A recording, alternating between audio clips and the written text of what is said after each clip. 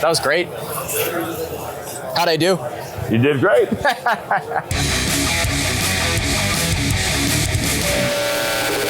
Obviously excited to sit down and chat. You guys have had some pretty cool growth over the past little while, and I think growing brands has been the big kind of topic as we talk to people here at RFDC. Few pillars that we've seen people talk a lot about: consistency, being able to build a culture. When you're going in and taking one unit and hiring a new staff and bringing that on, like, what are those immediate pillars that you're like, this is what I need to lean on in order to know that those first 6 months are going to be success and allow me to develop into what this brand or this new location is going to become? Well, staffing is critical, in any business, but in the restaurant industry, it's all about hospitality. So, and it's not just front of house. Front of house who are people facing is absolutely critical, but your back of houses as well. They're the ones getting the food out, right? Yeah. And it's got to be timely. It's got to be great, and it needs to be to spec. So, as a growing brand that we are at Rock Brews, we need to make sure we keep that food quality on point. And some of the ways we're doing it is, is just heavy training. We always bring people out to our facilities out in California first. They spend time out there, but then we go into their kitchens. Yeah. Spend a lot of time with them. And what makes us unique is that our staff is very flexible. We spend a lot of time in their kitchens, and we'll stay in their kitchens until they're comfortable.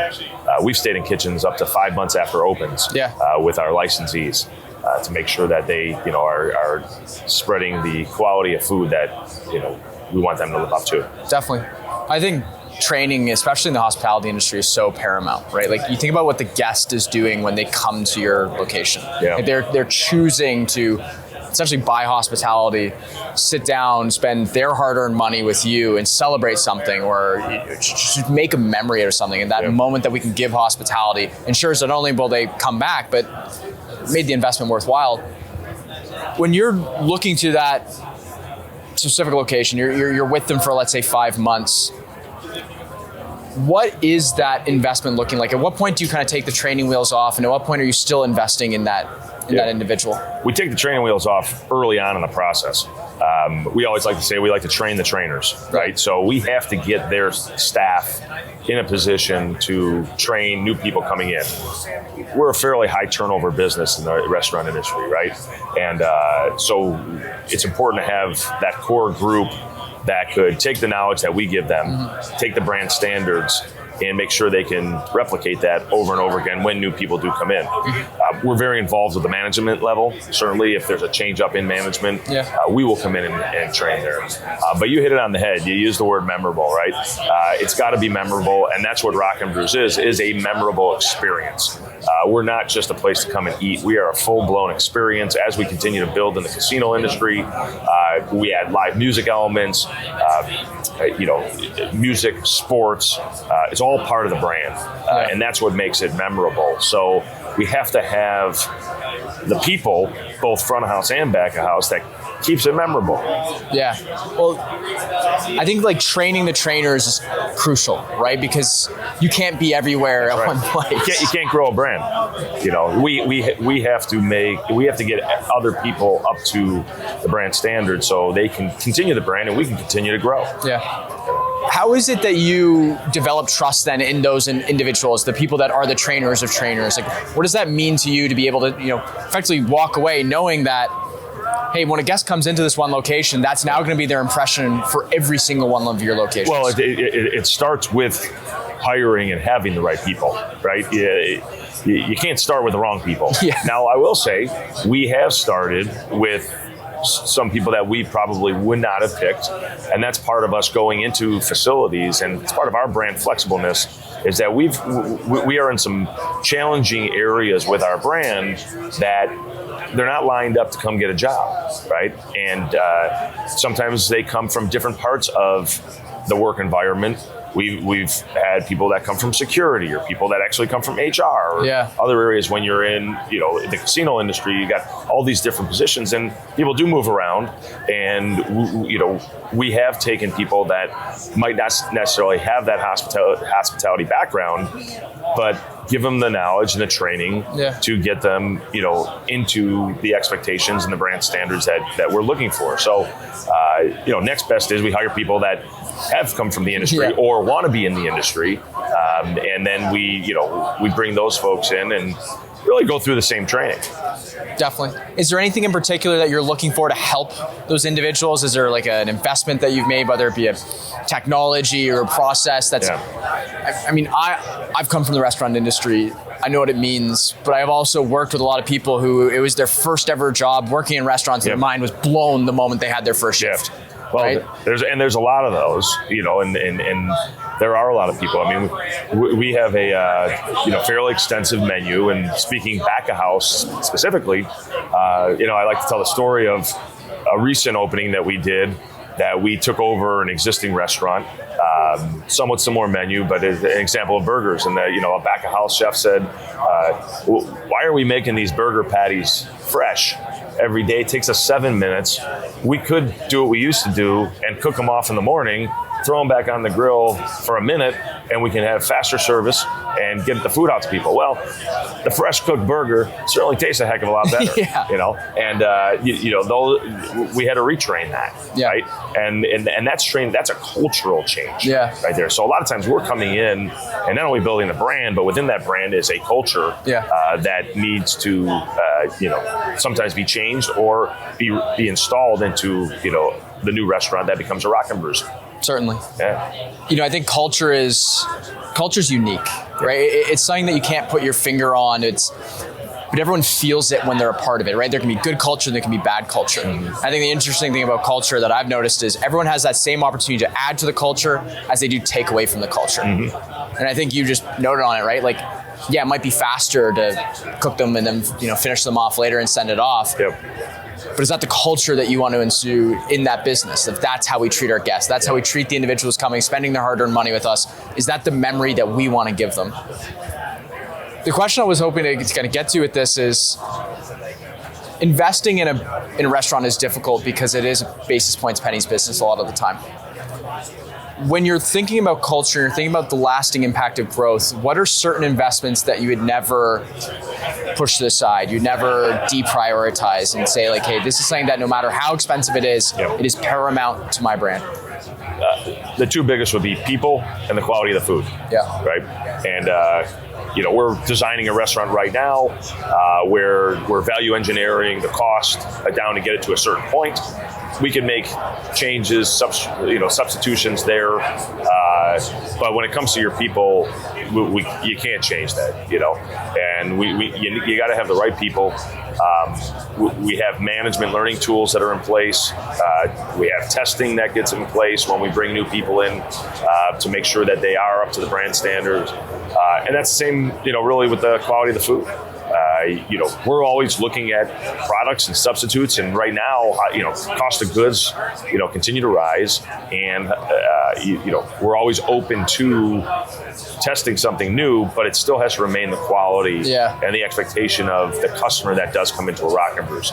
Now at 24 units, people need to eat at LAX Airport the same quality of the food that they might in the middle of Oklahoma or Wisconsin or Florida or Texas. People. There's an expectation out there now with the brand. We were speaking with Troy Hooper for Pepper Lunch, and one thing he talked a lot about with us was if someone goes into a store, let's say Los Angeles, and has a meal, it has to taste the same as when it's in Tokyo, Japan, right? Like that level of consistency, I don't think people outside of our industry realize is so impactful to the growth of the business. I'm curious, do you know what you guys spend on training each year? Oh, we do. And one thing I can tell you, we know to try to keep our employees around and not retrain. Have to go back into. It's costly, and we do look at that. And fortunately, I believe the labor market, is in the employer's favor right now. We find it that way. We are fully staffed at all of our restaurants right now. we're always looking to bring in better people. Yeah. And challenge our current staff. We know it's a few $1,000s every time we bring in a new staff member to train. Yeah. And you never know if it's going to work out until you get them in. Yeah, exactly. And I think the important thing going back to culture too is culture keeps the right people in the right opportunities. Right. Sure. I've worked at a few different restaurants, and I remember I worked at one that had a very high turnover. It seemed like the average bartender was there for like 6-7 months. Yep. And then I worked at another one where I worked there for a year, and then I left for 2 years and came back, and it was almost the identical staff. And you saw the quality of the product was there, and they took that money, they reinvested it into the business, right? They're not spending $5,000 a head and just getting this person up to speed, right? That goes back in the business. It keeps it alive. It keeps it successful.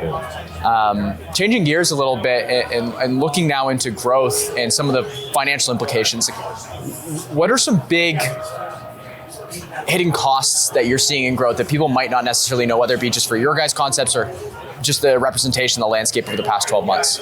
Well, although not hidden, but are outside of often expectations is the cost of build right now.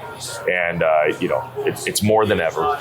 And your ROI on that construction cost is getting, extended out further and further. So for us at Rock Brews right now, I'm working on Rock Brews 3.0, which is how do we take existing buildings, unique spaces, and do more of a remodel rather than a ground up build. Yeah. And for our past has always been ground up builds. Yeah. Then we started going into these casinos and we see how we can remodel and the cost of those. But how do I now find really unique space and build those out to add to the character and the experience that a Rock Brews brings in? So it almost becomes the landscape becomes part of our decor package, we call it, which is a lot of our our rock and roll intellectual property that's up on the walls and in the ceilings and so on. And if you could take a unique space, I think there's a lot we can do with that at a lower cost. So cost is definitely the shocker for many people. What's the time implication of a remodel versus ground up? Significantly less. Ground up build with permitting and architectural and so on adds a lot of time to the process. You could be talking an additional year. Really, in that case. I mean, I found that depending on your state, the permitting can be substantial. There's an operator we work with who has units in kind of the Bay Area, and he talks a lot about one of the biggest problems that he faces is how do I budget potentially 3 more months of delay in my permit? Like, where do you find that and how do you go about that? So I feel like from a remodeling perspective, you probably have a little bit more consistency, I'd say, in the construction costs. And does that play into the growth plans at all? Like kind of shifting that mindset, going from ground up and going to remodel? Have you changed? It's certainly in the financial modeling, and yes, you're right. Ground up, it's going to take longer. It's going to cost more. You're going to have more hiccups along the way, certainly, because it's a much bigger project. We're working through the remodel process now, and tell you more in 3 or 4 months how it went. And it's our intention we just took a property and we're going to be open by March, which is essentially 4 months away. And with long lead time items, that's the trick. Is there's certain items in the restaurant that take 4 months to get put together. What's the longest lead time item for you guys? Right now, our longest lead time item is some of the FF&E package would be chairs and tables. Chairs specifically, we're finding, and that's the first thing we start with is getting the chairs ordered. Is it always the same kind of chairs, table setup between all your locations, or is that going to be more geographic specific depending upon where you are? No, it's going to be more kind of level of finishes. Okay. So we have several different brand packages depending on budget. And does that change just depending upon the venue you're putting it in, the demographic region, or? Yep, and anticipated ROI out of a location. Okay. And what we think that location, going into it. And is it a $3.5 million gross location, or is it a $6 million? And in that location, there's certain certain finish items that might trigger. How do we get from 5 to 6? Interesting. What items would that be? I think we're talking about some of the FF&E packages, to the chairs, tables. We put a lot of intellectual property in different areas. Tables is one of them, and a table could cost $600 or could cost $800. Yeah. And sometimes we need to convince the franchisee or licensee that table's going to make a difference. If someone's a Grateful Dead fan or a Led Zeppelin fan, and they want to come in and they want to sit at that table that has their take their pictures with it and do their social media, and that's part of how we do it. Share. If we can get them to take a picture and post it, because they're at a cool area of our experience in our venue, that's free marketing and advertising. That that $200 extra on that table is worth it. Definitely. I mean, I think the one thing that it seems like is consistent across all locations is going to be the food quality. Yeah. Right. So then, areas where you can increase or manage the revenue of that business then become the finishings. What are some other areas that you maybe are looking to, you haven't implemented yet, that would help drive a store, let's say, from 5 million to 6 million, or really kind of bring in a new experience that hasn't been seen at the other locations so far? Sure. Well, I mean, look, location's everything. Yeah. In the restaurant business, and that's always the gamble we all make: is did we pick the right spot? Yeah.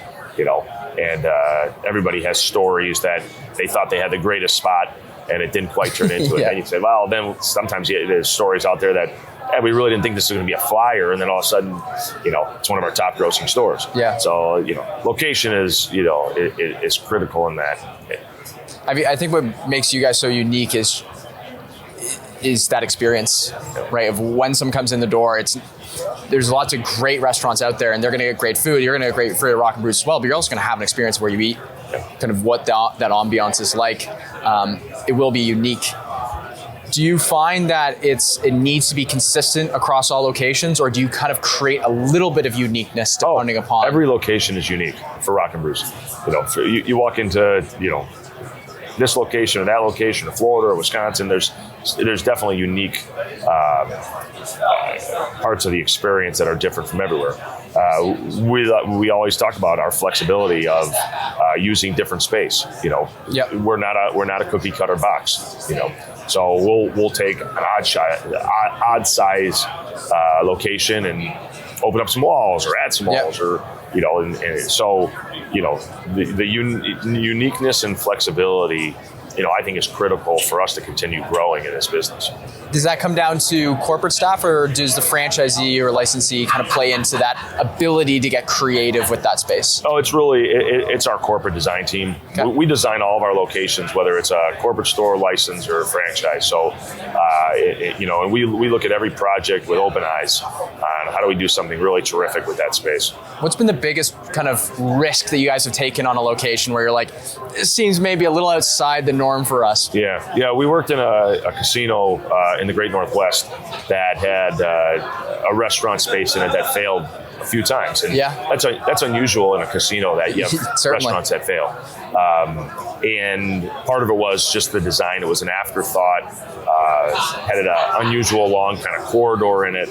It was right next to a beautiful music hall, and what we ended up doing in our proposal was to remove about 65 foot of wall, open it up to the music hall next to it, and really combine the space. Bring it together. Bring it all together. And it really became a beautiful project at the A&A Casino in Ridgefield, Washington. That it's probably one of our most proud spaces, because we took a space that just didn't work and had the confidence and the trust of the tribe that we were working with there, that we showed them a design and they said, that's it. And a year and a half later, it's working well. That's cool. Yeah. I think what's so cool about the restaurant industry, and I've spoken to numerous operators, even you look at our story as well, is you do a lot of things that people tell you you're crazy for doing it, and you kind of just trust your gut and go with it, and then you can figure it out along the way.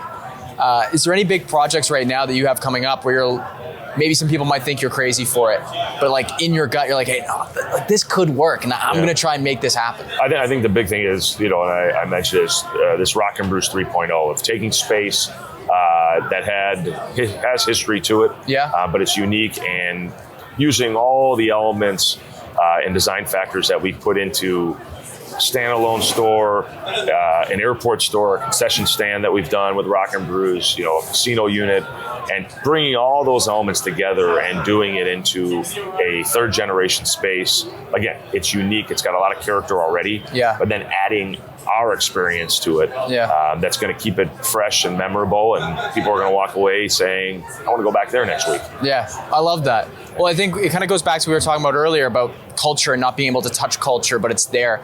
Right? Some of these historic spaces, like you go into it and you can kind of feel, it's almost like the walls can talk. And it sounds like to me like it's not necessarily about getting rid of those stories, but kind of highlighting them and building new ones in that space, in that venue, and making it so that maybe someone's been there before, but they've never experienced Rock Brews there. And it's almost like you are the band who's playing in this venue for this given date, and maybe time will pass, but you'll add to that story as well. I love that idea. At least that's how I hear it and interpret it. What's something that maybe is like pie in the sky, it's may never come to reality, but I mean, you've done some pretty cool things. Maybe it does come to reality. Is there anything kind of up there for you that would be the, you know, landing on moon for you? Yeah, you know, to continue showing that live music can be successful if it's integrated in the right way into restaurant and dining space. We have a lot of fun with live music in our space, and people, you know, especially since COVID, love live music. Yeah, you know, they love to get out. It takes them away from their whatever happened that day. Yeah, it's that stress reliever, that break that they can just sit down and, you know, go to a little different space for a little while. And and that doesn't necessarily have to be all live music. When you come into a Rock Brews, just the music that is playing and the videos that are on the screen, you know, there's so many memories that come from that. And we talked earlier, you know, making an experience memorable.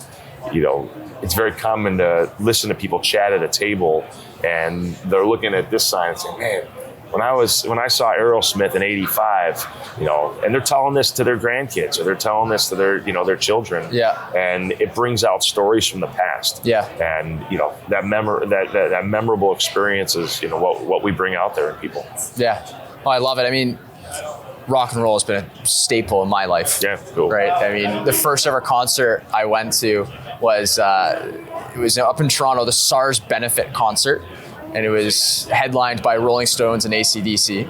And I don't know what my parents were doing taking me to that concert, but I had the best time. And like, we still talk about that to this day. And when the songs come on, right, like it brings us all back. Yeah. Right? We try to go find places that will bring those memories back. And I think that was kind of cool about what you guys have created is. And there's not a lot out there that does that for people. No. But music does. It does. You know, and I hear it time and time again. You know, when people learn that, you know, my partners are Paul Stanley and Gene Simmons, and happened again last night. Guy comes up, first concert I ever went to, Kiss concert, and he starts talking about it. Yeah, he's like 10 years old, you know, and now he's been to 10 more since then. Yeah, you know, and so there again, that memory of that great experience driven by, you know, great rock and roll. That's what it's all about. Completely. Well, you're blending two beautiful art forms in music and food, right? You bring it together in hospitality, and now you get to appreciate it through a new lens. Because, I mean, I love it. I think it's amazing. Well, hey, thank you so much for sitting down to chat with us today. I know we haven't done an introduction, but I'd love for you just to kind of tell us who you are and a little bit of your background. Yeah, so I'm Adam Goldberg. Rock Brews CEO, based out of Manhattan Beach, California, and you know, currently with stores from freestanding stores to casinos, airports, concessions around the country. That's amazing. Yeah. Sir, thanks. Thank you very much. Appreciate it.